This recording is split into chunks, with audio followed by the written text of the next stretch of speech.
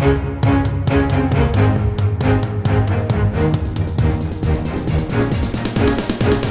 is the Washington Times front page for Monday, May 2nd, 2022. Thanks for starting your week with us. I'm George Gerbo. Russian forces have renewed their assault on the key Ukrainian port city of Mariupol just hours after a convoy of civilian refugees was finally allowed to leave. Joseph Clark and Dave Sands report Ukrainian military officials told reporters in Kyiv Sunday evening that Russian shelling had resumed at the giant steel mill where the last Ukrainian forces in the city were holed up. The United Nations and Red Cross confirmed that the first groups of civilians had been allowed to flee the fighting. Russian troops have struggled to secure full control of Mariupol, which would free up forces and resources to join a building offensive in Ukraine's eastern and southern regions. Russia's defense ministry confirmed its forces also bombed an airfield in Odessa. That's where U.S. and other foreign military aid was being unloaded.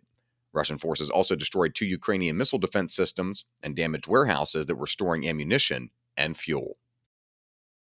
States are legalizing marijuana use at a stunning pace, sparking a race to better train police officers for traffic stops and develop technologies that can help determine whether motorists are driving while high. Tom Howe reports efforts to create a roadside breath test for marijuana, similar to the ones that police use for alcohol, have lagged behind states that are rushing to legalize as the drug's recreational use. Yet new devices coming to the market are enthusing state officials and law enforcement agencies that need help with detection. Oakland, California-based Hound Labs has said it developed a breath test that can measure cannabis use in recent hours, a key piece of the puzzle in determining whether a motorist is impaired or simply has remnants of the drug in their system.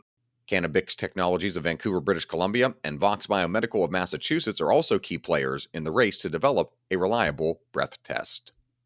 A reminder that you can find all these stories at WashingtonTimes.com/front page. If you don't have access to the Times yet, you can visit WashingtonTimes.com/George for a special subscription offer.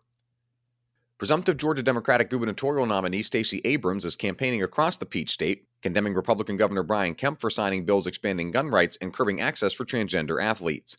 Abrams told our Seth McLaughlin that Democrats' chances in Georgia are improving. Her 2018 campaign ignited Democrats nationwide and made her a national celebrity. She fell roughly 50,000 votes shy of becoming the first black woman elected as a chief executive of a state.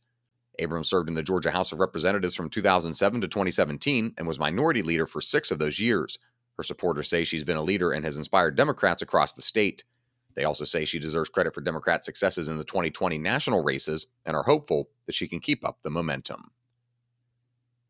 And finally, former President Trump's influence over the Republican Party will be put to the test on Tuesday in Ohio's Senate primary.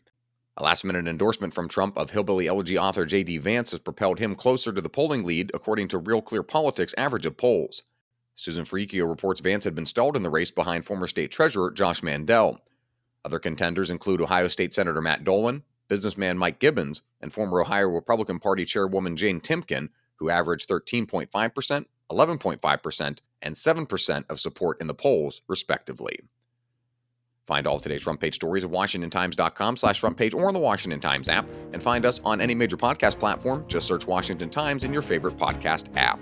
You can also find us on Twitter and Instagram at Wash Times for breaking news, sports, commentary, and more. For the Washington Times, I'm George Gerbo.